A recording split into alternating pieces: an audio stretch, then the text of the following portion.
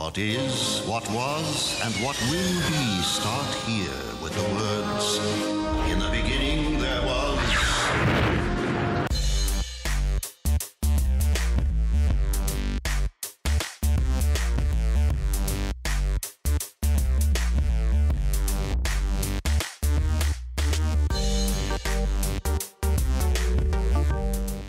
Hello, and welcome to the third episode here of Bearded Game Masters.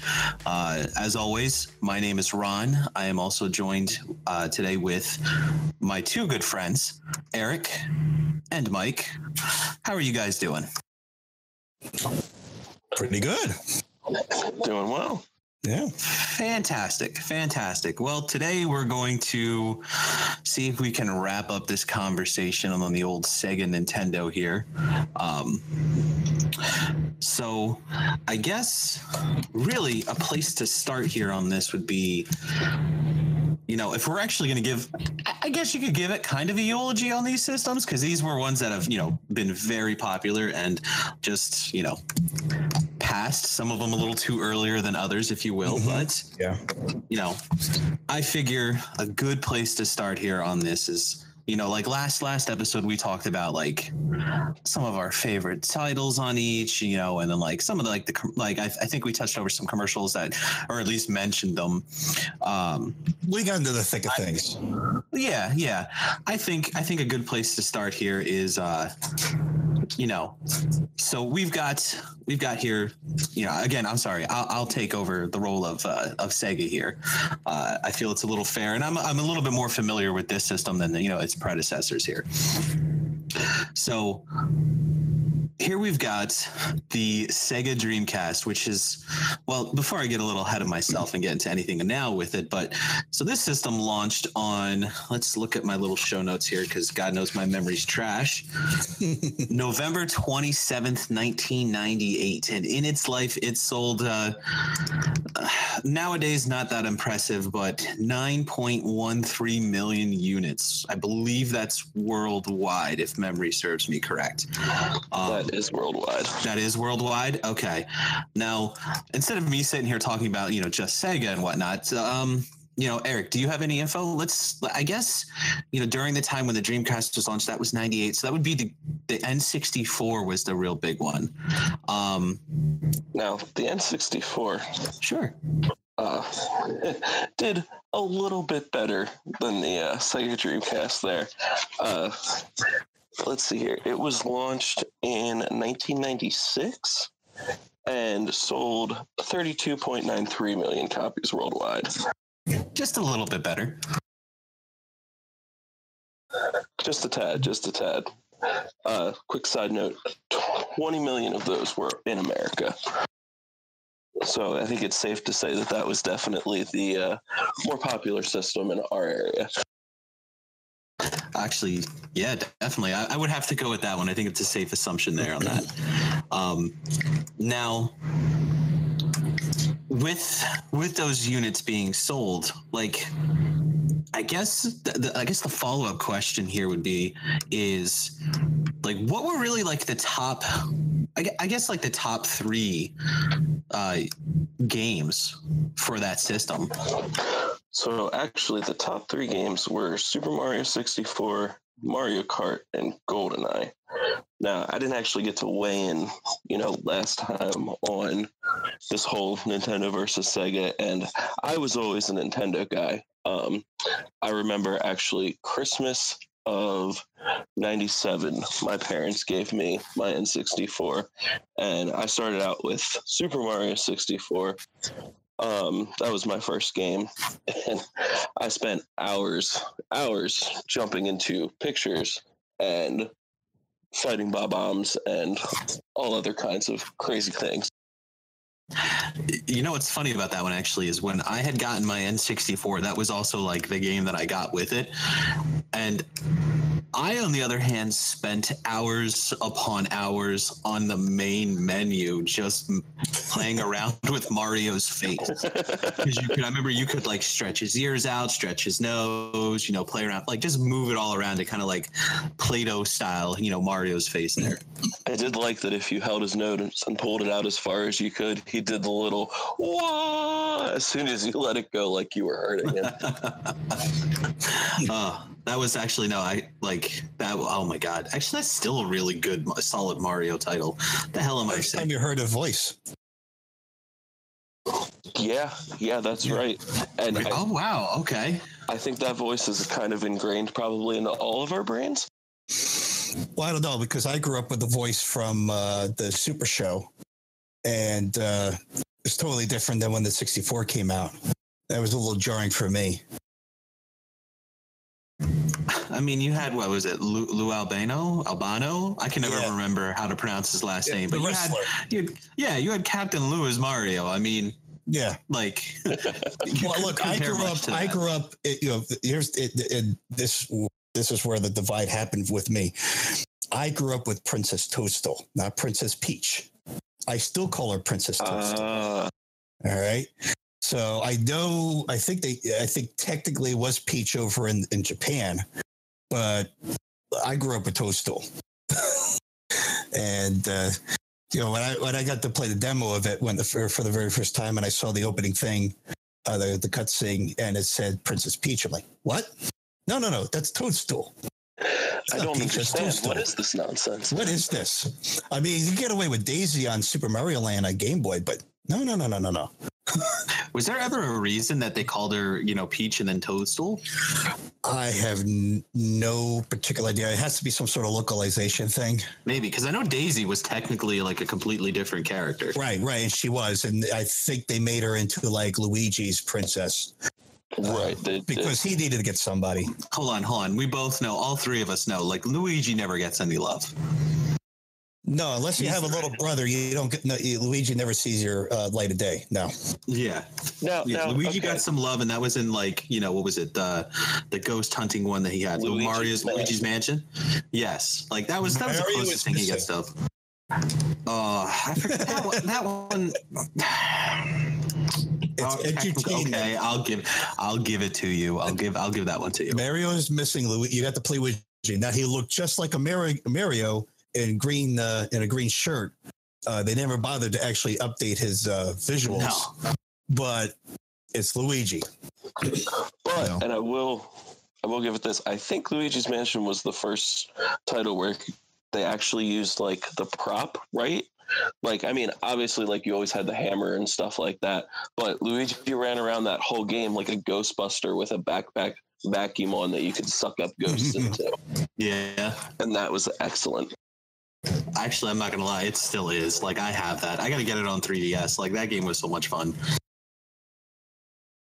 If I ever manage to actually get a GameCube back, that will be one of the first 3 titles that I purchase. Actually, now, just out of curiosity, I'm gonna bite. What are the other 2? That would be Super Smash Brothers Melee, and a very personal favorite that didn't do nearly as well as most other games, but Star Fox Adventures. That was the first Star Fox game that you actually ran around not in a spaceship. Oh, that's the one that he had like a staff as a weapon, I think, or something like that. Yeah, he like crash landed on some random planet and immediately found this like magical staff that you got to go around and beat up all the baddies with. And he had like a bunch of different unlockable moves for it. And it was like one of my favorite adventure games, especially on that console. Yeah, that was like supposed to be like a dinosaur game. And then Miyamoto saw it. He's like, no, you're putting Star Fox in that. And Rare's like, okay.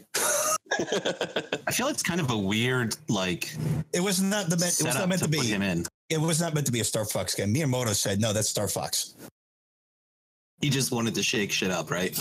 Yeah, he wanted something different for Star Fox, I think. And I'm sure that's a love or hate title. I think if you're expecting Star Fox 64 2, then you were disappointed. Yeah, that wasn't that game at all. No. But if you're looking for an adventure game that's half decent, it's actually not bad from what I saw. Fair enough. Now, all right. So, Eric, you went over the top 3 for that. I mean, were there like, I guess, do you have any honorable mentions? Like any, like I guess, like 2 honorable mentions for it, or so actually, or even like your personal favorites, I guess. It's funny because my personal favorites are actually number 4 and 5 on that list. It's Zelda Ocarina of Time and the original Super Smash Brothers game. I'm surprised Zelda's so far down the list. Yeah, I was just thinking that. Like, I'm actually really surprised by that one. I remember the Nintendo Power issue that had that thing, and I remember never.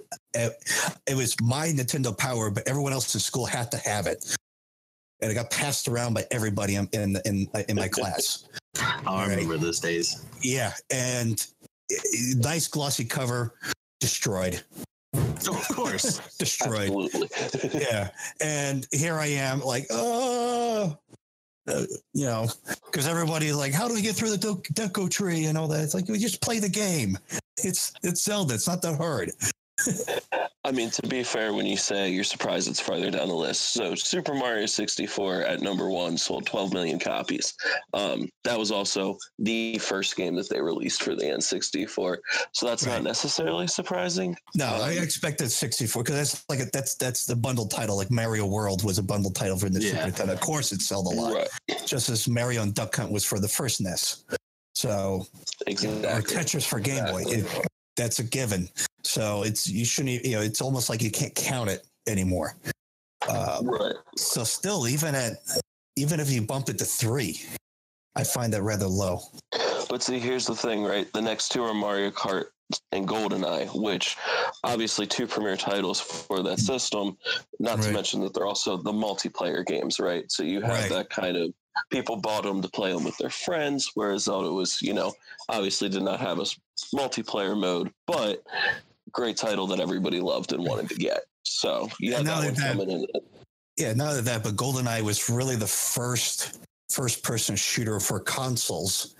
So while on the PC you already had Doom and Doom 2, and I think Duke Nukem was coming around the corner, and if not, you also had Dark Forces. So we already had first-person shooters, but for GoldenEye, that was a big deal to get something like that on a console system. So it was a big deal.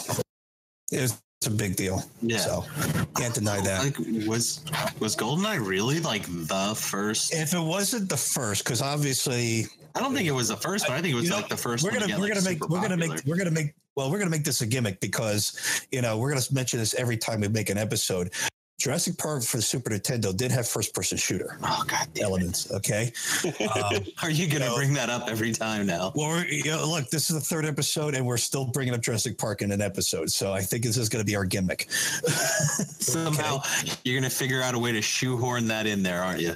I'll find a way. Life finds a way. You beat me to it. One day when we're talking about like 9th generation gaming systems, Ron's going to be sitting there crying because, he can't get away from Jurassic World. I still haven't, it might be like 20 years, but I still haven't beaten Jurassic Park for the SNES. Damn it. You're gonna head over, man. I'll help you. I'll be your Ninja Gaiden. There we go. All right. But no, I mean, for GoldenEye was like serious first-person shooter, and I don't know because like when PlayStation first came out, it didn't have the thumbsticks. So if they had a first-person shooter, good luck. Actually, no. Technically, they did. I think it was. I mean, I don't think it was the first one, but I know they had Dark Forces. They did get Dark Forces. Okay. Yeah, actually, yeah, they do because I own it. What am I saying here?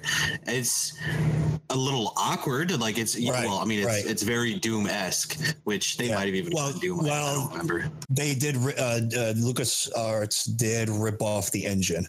But then everyone was doing that at the same time. They just expanded on the addition of being able to look up and down and having multi-floors above each other. Whereas Doom, you couldn't have a floor above another. You had the illusion that you had a floor above another, but they couldn't be on top of each other. All right. So the levels were really spread out, where Dark Forces was the first game where it was still that 2.5D. It wasn't true 3D, but it was, they were able to figure out how to put rooms on top of each other. So you got multi-level rooms and very complex buildings and stuff like that. It wasn't until actually Daggerfall, which was a role-playing game, which actually was one of the first real true 3-dimensional, with points and vertices and textures, where you had a real 3D world. Pretty sure that was the first. If not, it was like within the first 3 or 4 titles on a PC anyway to be truly 3D. But GoldenEye I always attribute GoldenEye to be like the first real console 3D shooter, first-person shooter game. And you see in the numbers, I mean, everybody, if you got the 64 to really play GoldenEye. Yeah, if you own that system, you had that game. You have to have GoldenEye with an N64 because, and it's the reason why that console came up with 4 controller ports. All right, it wasn't for that bomber guy in the Super Nintendo anymore. It was for GoldenEye. And Mario Kart. Well, yeah, and I'm kind of gonna like build off of that 4 controller ports there, because the Dreamcast. I mean, the Dreamcast had 4 ports there. Right. You could play with 3 other friends or whatever, however you want to do it, or just play with yourself, but on 3 different controllers. However, hey, who am I to judge? But what I find actually really funny, whereas the N64, obviously minus Mario. The second and third highest grossing games on that system were technically multiplayer games. Right. But compared to the Dreamcast, who had the 4 ports, where you could play it with friends, the top 3 on that one actually was Sonic Adventure, which sold roughly 2 million units. Crazy Taxi with almost 2 million units, 1.81. And the third one, I'm not going to lie, is really surprising to me because I can think of significantly better titles, but NFL 2K. That one actually sold 1.20 NFL 2K. Okay. Yeah, sold little over 1 million units. 1.20.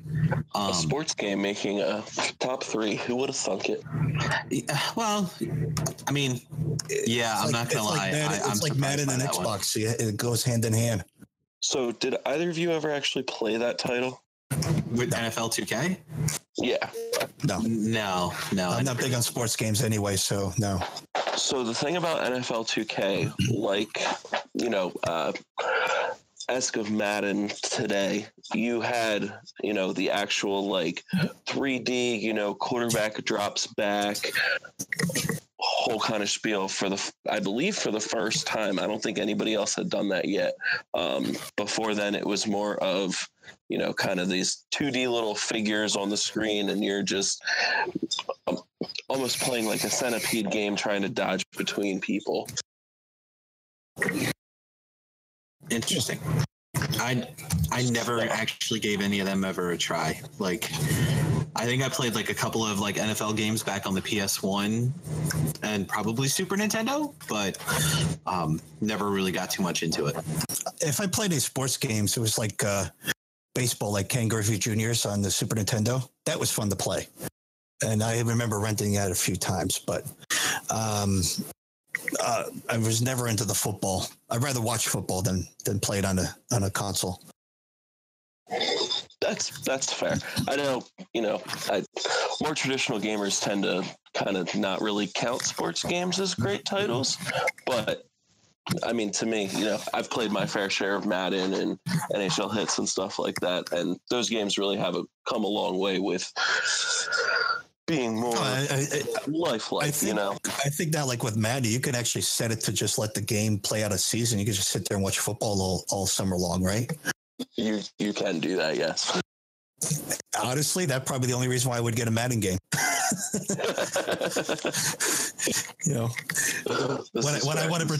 When I want to pretend the Jets are good.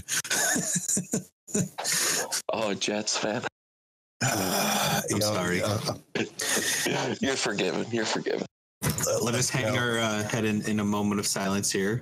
If we just held on to Parcells for more and more year, I'm sure we would have made the Super Bowl. But oh well.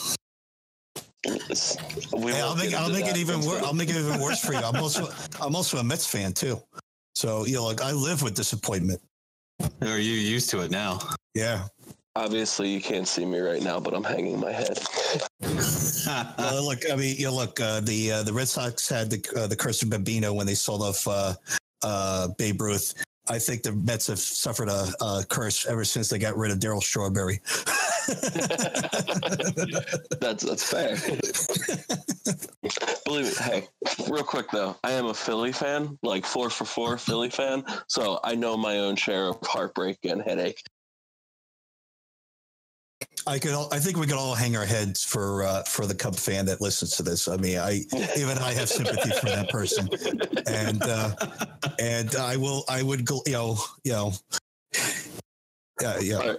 So let's bring it back in. I think Ron was trying to make a point about the fact that Dreamcast titles.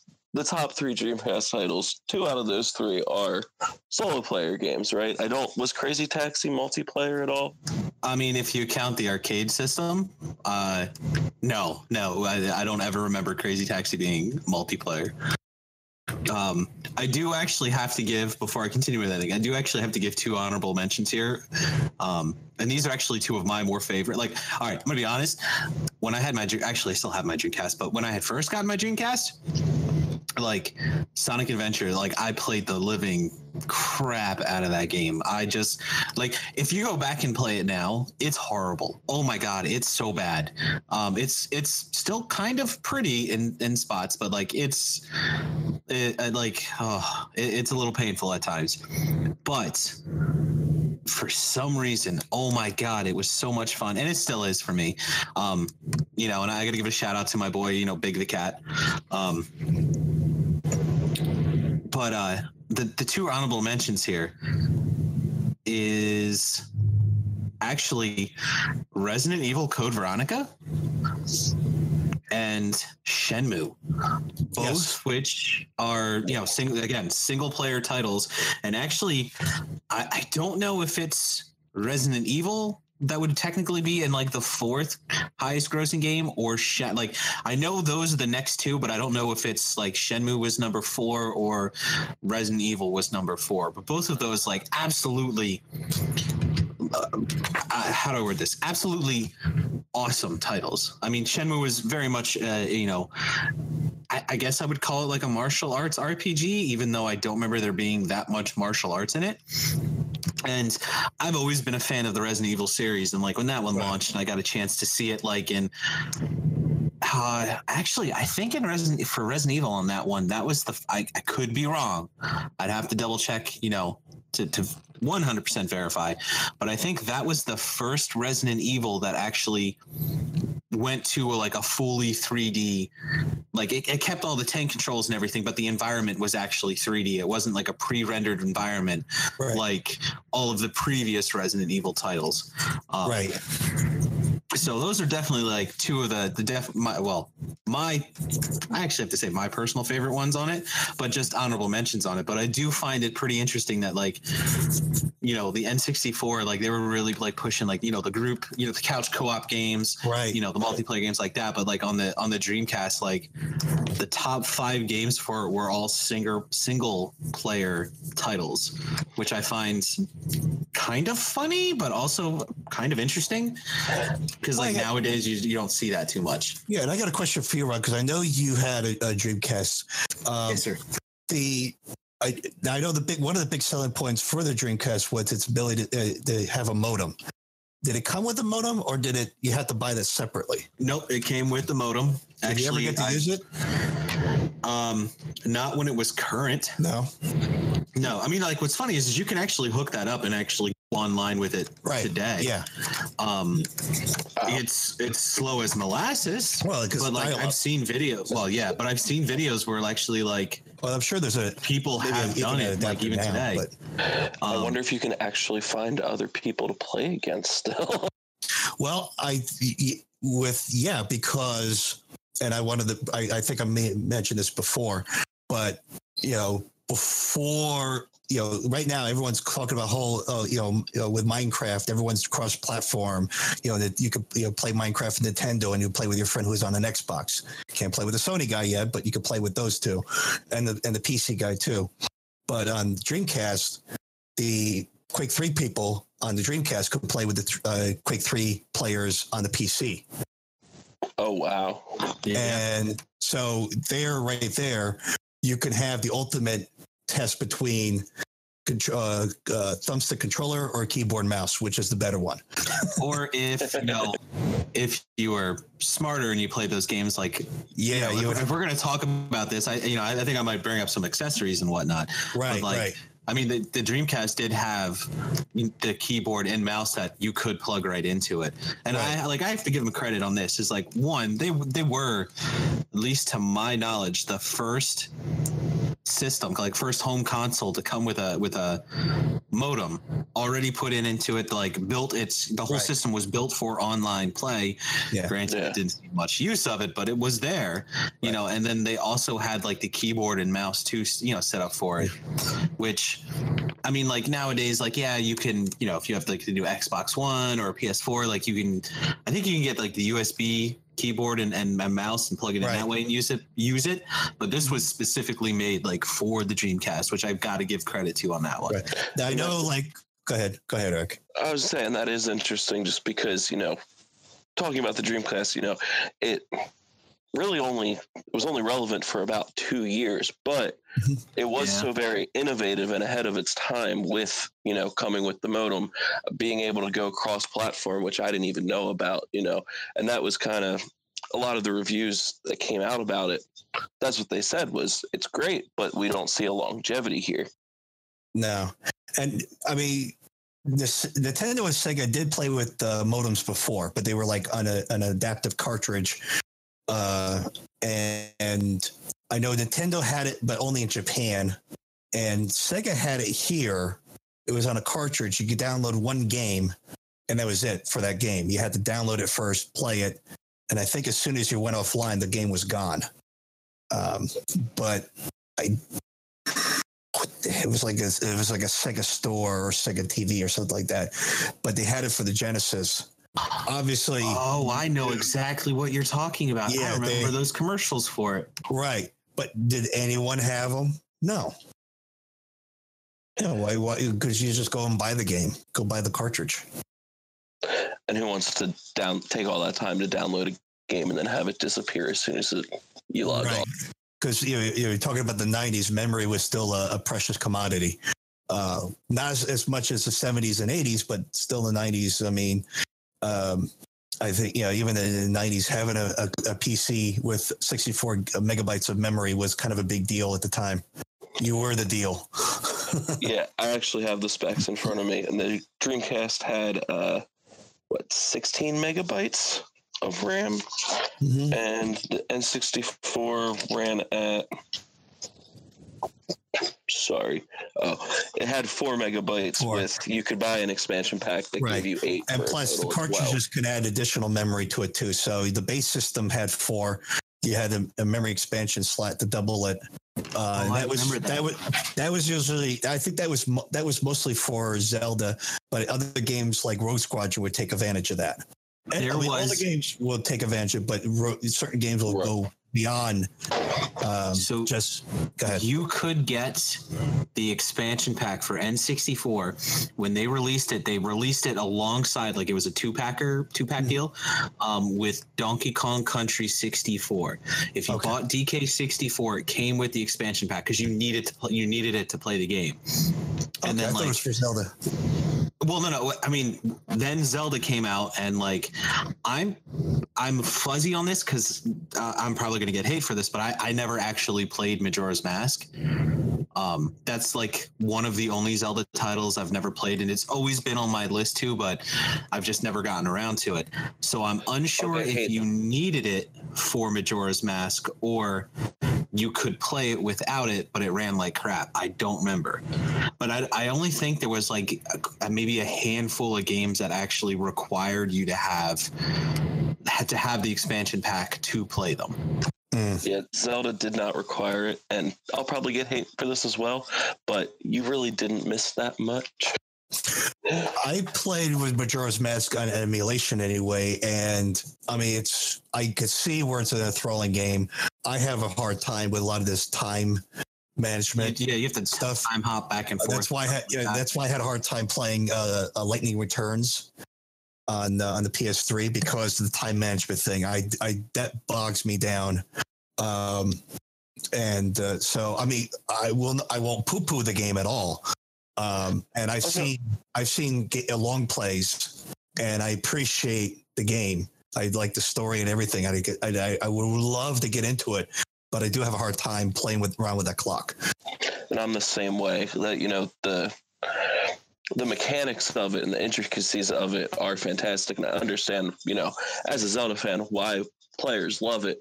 But I could never get over, the 3-day time limit, the hop back and forth, and it really especially when a day is like 15 minutes.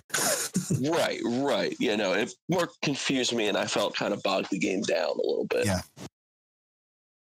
Yeah, see, I've never tried it, but I know that's got a big cult following on it. Like that one, I've seen actually some I guess they were creepypasta videos. I don't know, but I remember watching some creepy videos where people are talking about how dark that game is. It is dark. It's on my list. I want to try it. I want to play it just because I never did back when it was really big. I think when that one launched is when I was slowly making my hiatus from Nintendo there for a little bit and moving to Sony. But it's like I said, it's on my list. I just never got to actually playing around with it. I would tell you if you could pick it up for sure. I would never tell you not to walk away from it, but just to understand, you got to have to do some time management. But if you can handle that, the story is great. The side stories are probably even better. And there's things that are left unsaid that when you start thinking about it, you're like, whoa, that happened. Okay. And you don't actually need the expansion pack to play it. Is that correct? I know you don't need it for Ocarina of Time. I'm not 100% on Majora's Mask. Okay. Well, I'm not too worried about it because I'm surprised Nintendo did that, where they made games require the pack. Like I said, I mean, Nintendo does that every now and then. They did it back on the 64, and like I said, I don't know the number, but it's a handful of titles that actually required you to do it. And now, they still do that technically. I mean, they have because the 3DSs, they have the new 3DS and then just the 3DS. Mm-hmm. And I think there's only 2 games that. New games that require you to have the new 3DS to play them. That's why I never picked up a 3DS. I don't know which one to pick up. They made it more confusing. Just go look for the one that says new. And then but this one's even cheaper. And it plays most of the games. It plays 99.9% of them. I think it's only actually 2 titles. Or if you download some of the SNES games off the store, then I think you actually need to have the new one because it needs that little extra oomph from the internals. Or I'll just buy a Switch. Or just, buy a Switch and then pray to God that eventually they'll just, bring all of that over to there. They're going to have to. Nintendo, if you ever listen to this and you haven't done it, shame on you. It's a gold mine you're losing. Get it done. I think you just piqued Miyamoto's interest. Yeah. He's watching you, Ron. I will give you all of my monies if you bring over some of those SNES titles onto the Switch. There you go. He's sicking the lawyers on us. Yeah, right? But now before we get more sidetracked here, Eric, you were saying something. I was going to go back to your point about why they actually came out with the game packs and required certain games to use it. I think it had a lot to do actually with the competition that was still happening between, Sega and Nintendo. Sega Genesis had come out with the 32K when using the 64-bit, and then they came out with the Dreamcast while Nintendo had the N64 out to match that 64-bit. And I think it was, they were trying to come up with better games that probably needed a little bit more power, storage, memory, whatever you want to call it. And that kind of drove them to do that. Well, you look at the 64, it was designed to have something installed there to begin with. So, I mean, I'm looking at this as they knew they were going to sell you something, and they wanted to sell you something more because you could put the extra memory on the cartridge. They did that with the Super Nintendo a lot. So there was no reason really to sell you that other than to sell you the memory expansion and to tell you need the memory expansion, even though they could put it right on the cartridge itself.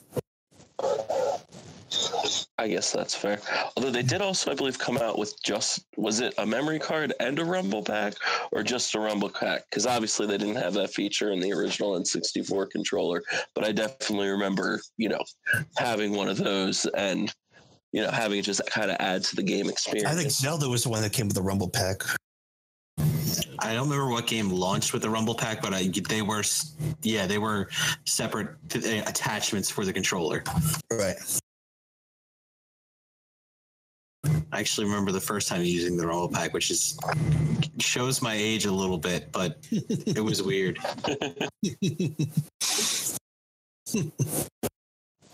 So, I mean, it was weird, but it was fun. I think it did advance the experience, which is why when they came out with the GameCube, it was, a built-in feature at that point. Yeah. They had to. Definitely. They had to. It's a built-in feature with all of them now. Now everybody's used to it. Right. But I mean, if you're going to sit here and talk about I think it's only fair, if I'm going to defend Sega on this one, attachments for their controller, there was the, first off, I'm going to address this where it's at right now. The Dreamcast controller, god awful design. Whatever you guys were smoking back when you designed that, wow, you had a little too much. That there was just, I don't know, Mike, you never really played around with it, but let me just put it this way. Well, I held on to the one you had, so I held on. Okay. Okay. You understand, it's a very awkward controller. And then the cord, where the cord runs down is just really weird. Well, it comes from the top of the controller. No, from the bottom. I don't remember. Yeah. I haven't hooked it on the top. Yeah. It's so weird. But one thing that they did release that I thought was really cool, and it's a shame because I really would have liked to have seen more happen with it, but the VMU, the visual memory units on them, that was there. It was because it was cool. It was a memory card that also could be like a little portable game system. Yeah, and it was nice. It was nice because in certain games, it was all right, so Resident Evil, it would show you how much life you had, where your life was at, or how much damage you could take or whatnot.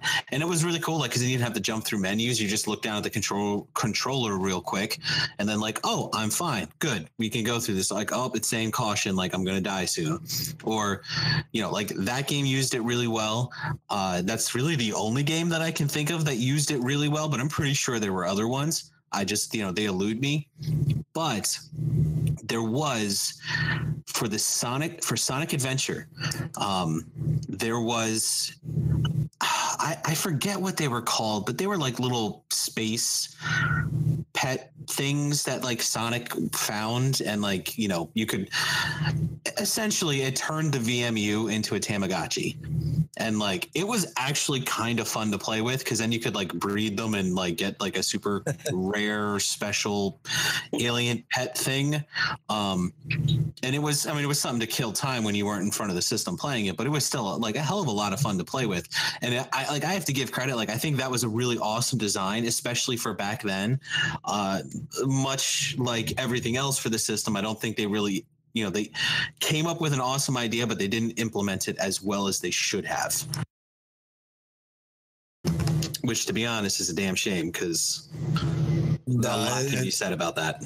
Right, and that could kind of go into where this is leading, where Dreamcast was the last Sega system, and and you call it.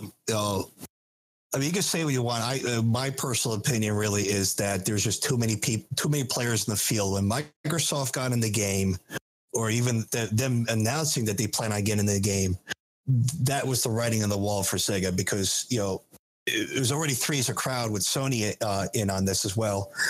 Jaguar came and went, the Atari was already obliterated. Right. And Sega was still reeling from what they did with the Saturn and the loss they had there. That was pretty much a failure. The Dreamcast was their last Hail Mary pass. And I think Dreamcast could have survived a lot longer had Microsoft stayed out of the game. When Microsoft got in and everyone went right to that, let's face it, even I was looking at those systems, the original Xbox. To me, that's what happened with Sega. And so, I mean, actually, I know, Ron, you're kind of sitting here playing devil's advocate, defending Sega here. But the three of us, when we saw I guess it was the E3 video, where we saw Mario and Sonic paired up in a video game together, what was our first thoughts? After the initial chuckle, like actually kind of excited to see the two of them on the same screen, together. Yeah. I have to agree. It was kind of at first, are they really doing this? And then excitement because I knew it was going to be a lot of fun. For me, then my 9-year-old boy went out and like, yes, in your face, Sega, you suck. I mean, if we're going to talk about like that, though, to be fair, I wrote this down because I actually thought this was pretty interesting. In 2000, there was. Actually, no, I lie. Hold on. Let me restart this here. Because Eric, you made note of this, where it was noted as, like, when it launched, it was noted as the most powerful system at a reasonable price, like back in, what was it, 1998 when it came out? 98, 99, yeah. Yeah, but it really wasn't expected, like, to last that. Like, they saw it, I mean, it got 8.0s to like 9 and 9.5s on EGM, when it launched. There was a lot of people who really liked it. They thought it had potential, but they were just like, oh man, Sony's talking about the PS2 now. We don't know if we see this one lasting. And actually, it's a shame because when Sony was talking about, that's right, they launched, and it wasn't shortly thereafter, I think, when the PS2 launched, which they were doomed when Sony said they were. It was game over when Sony was like, we're getting back in it. It was the writing on the wall, and it was, Microsoft was announcing that they were getting in the game. The PS2 is coming out next year, and even the GameCube was on its way already. So, you had all these high-end competitors coming out, and I mean, they just blew it out of the water. Yeah, which, I mean, like now, like I'm sorry, today's gaming world, when I sit back and I look at it, like, it was, like I said before, it was they really like knocked it out of the park there with it. Like, they really came up with some really awesome ideas on it. I mean, hell, and I had to make note of this just because, like, this really emphasizes on at least my point of the system here, is in 2010 for PC Magazine, Jeffrey L. Wilson named the Dreamcast as the greatest console ever, but emphasizing on it going too soon. So, like, I mean, this is multiple people, not even including myself. I mean, like I said, this is a system that's got a pretty large cult following. I mean, I still believe there's people homebrewing their own games for it because, like, they just enjoy the system that much. But I mean, I got to give them credit for it. Like, they came, they went, their lifespan was relatively really darn short, but I think they made a hell of an impact, though, at least back then. Their contribution really was putting the modem in the machine.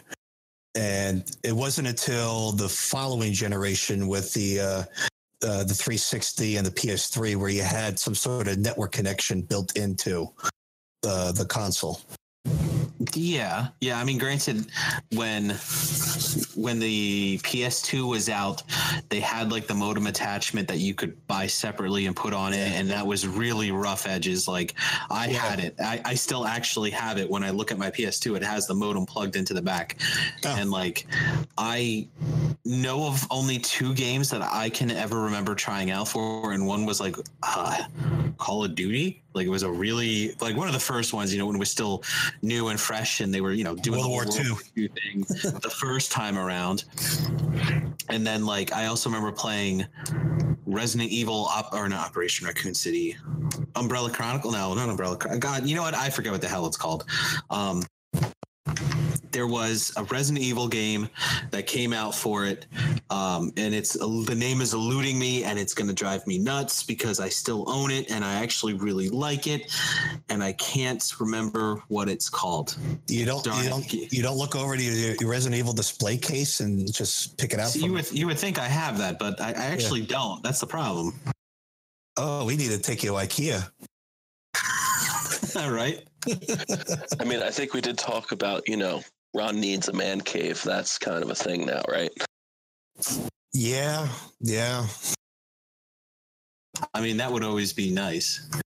That's it. Resident Evil Outbreak. Thank you, Google. Resident Evil Outbreak. Yeah, right. Resident Evil Outbreak for the PS2. Like it had, where you could play online, and it was really rough edge. Like there was no voice communication. There was in-game chat, but like it was all like, yes, no, go here, come, follow, stuff like that. It wasn't actually like, having a conversation like what we're used to nowadays. Right. You couldn't do that on dial-up. And like. Yeah. And like, I remember being really rough edged and like never really flushed out on the PS2 that I can remember. And even on the Xbox the Xbox, like the first, I can't even call it Xbox One. Original Xbox. The original Xbox, I guess. Yeah. That'd be the best way to word it. Yeah. I mean, for a while they didn't even have live until I could be wrong, because I didn't get into the actual the original Xbox until toward almost at the end of the lifespan of it. Mm-hmm. But I don't remember there being many games that actually, I don't want to say required you, but let you actually have online play, because it was still like they were still it was still in its infant stages. Yes, in the 360 and the PS3, that's when online play became what we know now. Right. But didn't original Halo have online multiplayer? If it did, I never used it. Anytime when it came to original Halo, now I know Halo 2 did. But original Halo, I only ever had LAN parties with it. So if it had online play, like I couldn't tell you. Okay. It's going to be another Google question, I'm sure. That kind of reminds me of like when I used to play a lot of Jedi Knight on the Internet Gaming Zone, and I wanted to chat with somebody. I'm in the middle of a battle. I'd have to hit that T key and type real fast to get my point across so I can go back and start moving my character around. Oh, I remember having to do that. And then I learned old PC games. Well, I learned like when I played AVP Gold to do macros and kind of bind a few chat messages that I would use commonly, especially if I was doing some sort of team deathmatch. I would have that all set up so that I can get some quick, hey, cover me, or hey, crawl up that wall for me and stuff like that. Yeah. That saved a lot of finger arthritis for sure.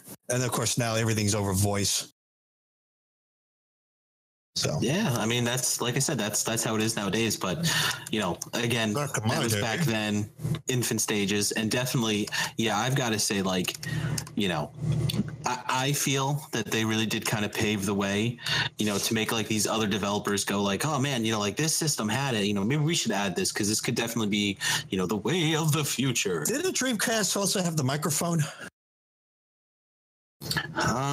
There was. They had a microphone at that. There was one game I know utilized. It was well. It was that. It was a dude with game. It was the fish. Yeah, the Seaman game. Yeah. Actually, I think it was called Seaman. I mean, I could be wrong, but I think it was called Seaman. Yeah, it was. It was a fish with like a human face. And he had an attitude with him. I never played it, so maybe. Yes, and that was kind of, the precursor to, it was almost like Tamagotchi for the system, right? Right. Yeah. Kind of take care of him and feed him, and I didn't know he actually that came with a microphone. Oh, it was actually called Seaman. Okay.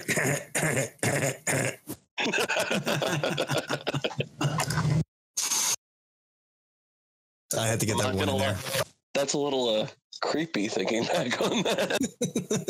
Yeah, I had to Google it, and all I typed in was Dreamcast Fishman game, and it actually came right up. Like, I was very easy. Yeah, talk about a game that has innovation. But now, hold on a second, though. To be fair, the N64 did also have a microphone because, hey, you Pikachu. I don't know if anyone else remembers that, but I sure as heck do. It was like, well, I remember the game. I know I played it. I don't think I played it long, and yeah, like actually remember it now because at a local Goodwill, I saw the game sitting there and I kind of chuckled. But it was basically you hollered stuff at Pikachu through a microphone. Granted, it was awful, and half the time he didn't ever want to do anything that you wanted him to. But you could holler through a microphone. What do you expect? Well, I mean, yes, but the microphone was crap. I'm surprised because I thought the only Pokemon game for 64 was that Safari game. Pokemon Snap? Oh my God, no. Snap. Yeah. No, there was Pokemon Snap, Pokemon Hey You Pikachu. There was what was it? Pokemon Rumble? Pokemon Stadium was Stadium. The first title, and that was actually a great one because you could buy the add-on to stick your Pokemon Blue or Red into the controller and download your Pokemon list and use it on Stadium. Oh, really? Yeah, that was actually like no lie, dude. That was actually like a really fun Pokemon game. See, I remember the Snap one because when I go to Blockbuster, there is the machine to print out your pictures. Yep. Oh, that's right. That's actually really funny. Never did that, but I do remember sinking hours and hours into Pokemon Snap. That was a lot of fun. Yeah, it was a rail shooter. Well, a rail picture taker. I can't call it a shooter because you didn't shoot anything. You just took everything's picture. Did Pikachu give you blue steel? If you timed it right, you could get the blue steel look from Pikachu. If you actually managed to get a picture of Mew, it was Magnum every time. I just fainted. It's so beautiful.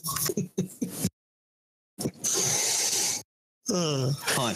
Does anybody ever remember seeing any mermans? What? No? Hold on. I tried to make a joke and then it just hit over the head. Don't worry about it. Don't worry about it. Merman, Dad. Merman. Listen, it works if you remember like all those stupid parts from the movie. I got the black lung, Pa. Oh, you're talking about the sequel. No, this is still from the first one. First one? Yeah, I actually never saw the sequel. Oh, it's fantastic. Starts off in like it's supposed to be New Jersey, but it looks like Colorado. In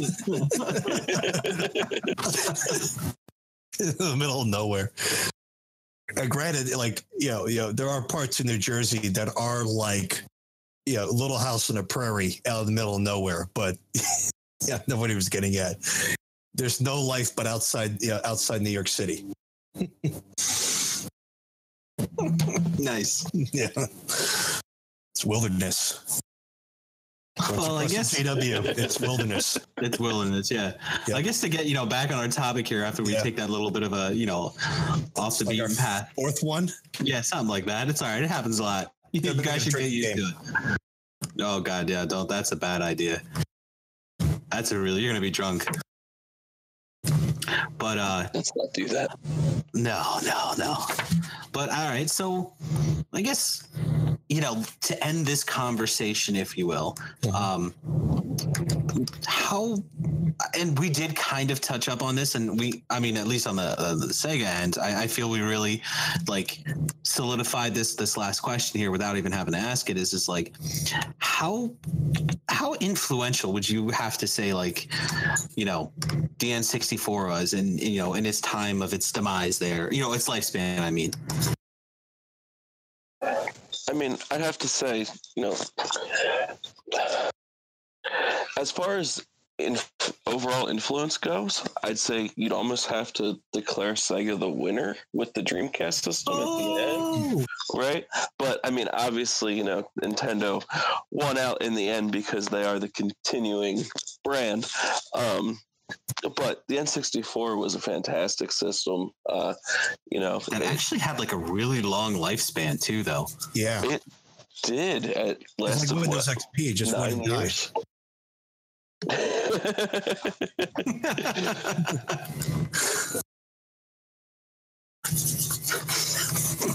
I can't. I'm done. Like, that's the thing. Is just like it makes sense. Like the analogy works perfect. Yeah. Like I can't even say like, oh man, okay, you know, like nerd. But no, it actually works perfect because I know exactly what you mean. It wouldn't die. I mean, I actually think so. To be fair, didn't the N64 like go into like 2000? 2003. 2003. They stopped producing games for it in 2003. Yes. So you give another year or two because people are still going to play with that thing. So at least, you know, alongside their PS2 before they shovel it into the kids' room or it's in the closet for an extended period of time. So, well, I mean, even when the GameCube came out, like, yeah, it was a good system, but they produced games for the N64 for 2 years into its lifespan. Like, everybody had it. Everybody loved it. I mean, gosh, they came out with 7 Mario parties. And a lot of gloves. And a lot of gloves. I remember that lawsuit. That was a big deal. Wait, I'm sorry. What lawsuit? Nintendo was sued because kids were getting rashes and blisters on their palms or hands because there was that one game where you had to spin the thumbstick really hard. I know exactly which one. And so Nintendo was forced to offer these gloves for free to parents who, you know, have these, you know, who kids that, you know, they wanted the gloves. They had to send these out for free. I'm sure it was some, you know, big shot lawyer class action. You know, no one got a dime, but they got the gloves. And the lawyers went out with a mint, and the kids got all these gloves. And I think eventually they just they stocked the gloves into the box, or I think at some point. But yeah, you could call it in. You get a free pair of gloves for the kids for that one game. Because it wasn't the intention is that you used your thumb to twirl, but obviously if you really want the high score, you use the palm of your hand to go real right. And so yeah, so yeah, who's the real winner? You know what? I mean, I was like you said, the Sega couldn't produce another system after Dreamcast, so in that regard, they went down.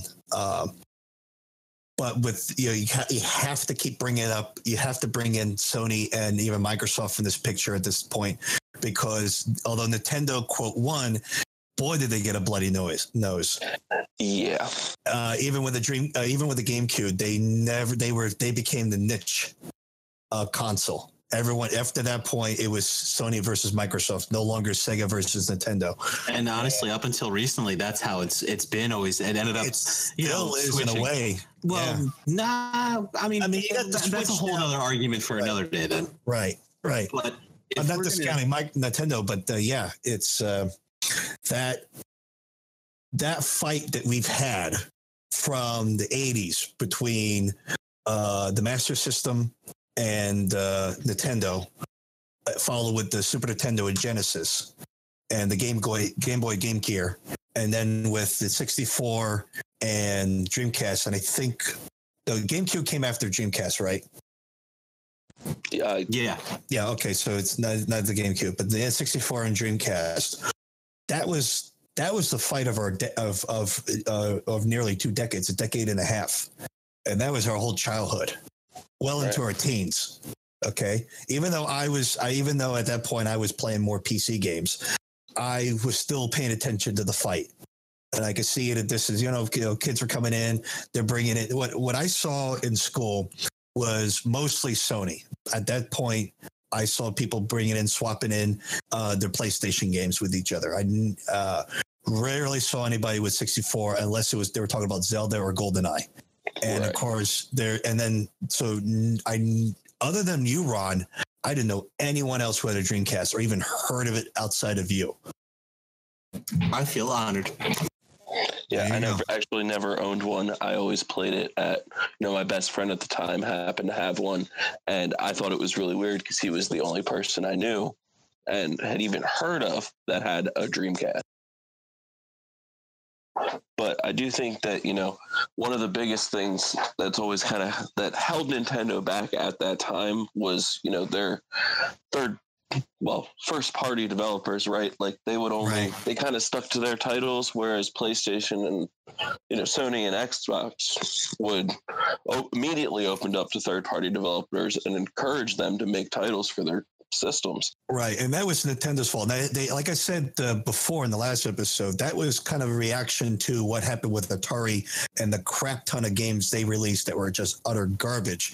They had to issue some draconian quality control, but unfortunately that backfired on them after Super Nintendo because, once the PlayStation came out, Square saw, okay, we're switching boat. We're not making games for Nintendo anymore. We're gone. When Square left Nintendo, suddenly everyone else was leaving too, and nobody wanted to deal with the licensing that Nintendo provided. Not only that, but you look at the programming platform that Nintendo would provide, and there was no support whatsoever. You were left on your own to figure out how to code for this damn thing. Whereas Sony, you could call, there is a phone number that a developer could call and say, look, how do we do this? And Sony would work with you with this. All right. And there have been cases where they would bring in the developer. Like I think this happened with Bethesda with the Skyrim expansions. Sony themselves had to develop the expansion pack for Bethesda because Bethesda couldn't figure out how to get the expansions to work on the PS3. Okay. But still they would bend over backwards to get developers to get the games work on their platform, no matter how complicated the CPU was. A la the cell chip. But Nintendo never really provided that. They left you on your own and with not full documentation. And so that's been their problem. And it's kind of still their problem. I don't know if they've ever really grew out of that. Nintendo, and I think that's just a cultural thing over there. But you look at their policy with YouTube videos and whatnot, and you can see that they're really protective of their platform and their brand. And if you want to develop for them, you have to play ball with them. And they're not as easy to deal with as, say, Sony or Microsoft. At least that's the feel. That's actually changed. Really? With the Switch, yeah. Granted, I know a lot of this just because of through indie developers. They're a lot more willing to jump in and help these indie developers as they're trying to remaster games or make new games for their system. And I actually believe that they are or already have basically developed a whole engine for developers to use for the system.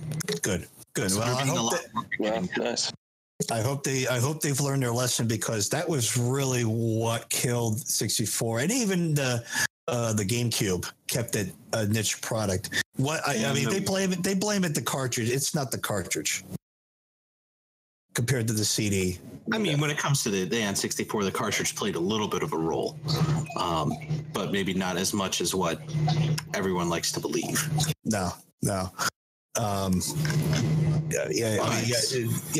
There's a difference between, it's a trade-off. Do you want storage space? Well, then it's the PlayStation. But if you want a game, if you need a game that you can't have load times, then you're going to have to develop on the 64 at the time. There was a trade-off. Do you want games that load fast, or do you want storage space for more media? True. Yeah, but I mean, if we're gonna say that the N64 was influential on anything, or it kind of left its mark, it gave us the thumbstick. Well, besides that, I mean, it gave us the first 3D Mario and the first 3D Zelda. Yeah. So I'll take that as a win. And apparently the first person shooter. With couch co-op before Halo. Yes, definitely the first couch co-op shooter before Halo. All right. I'm sorry, not couch co-op shooter. That was a like multiplayer shooter, couch player game thing. Sorry, I'm good English. You just had to do it. Yeah. It's sorry. I think it's also late. Maybe so, but I mean, I think all in all, I do have to say that both companies did make their mark. I mean, from the days of our childhood, always seeing the rivalry between the two of them, and actually like nowadays going back and like watching those commercials again and re-seeing those ads, like it's got its own sense of charm that and part of me misses. And they definitely had like their own great titles on it, and they definitely made their marks, in their own ways. I do have to give them both credit. Like I think they were both pretty influential in their own way. Some maybe a little bit more than others, but I mean, they're no Jaguar, so we can't complain. It's an example of why competition is good. Exactly. Because then you look at Atari, the 2600, and that was a long-lasting game that had no competition. And it killed the market. Shakes fist at E.T. Even E.T. Pac-Man on the 2600 was a joke. Yeah, but I mean, Pac-Man didn't almost single-handedly destroy the game. It was one of the. I mean, everyone it's popular to put E.T. at the blame, and then E.T. gets a share of blame.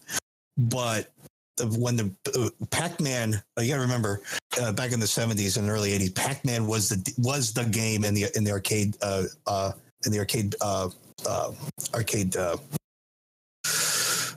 English over at the arcades, and to bring it home was a big deal. It was being advertised, but what people saw was not a direct port. What they saw was a sloppy copy with atrocious graphics, not the original sounds, and people returned it in droves.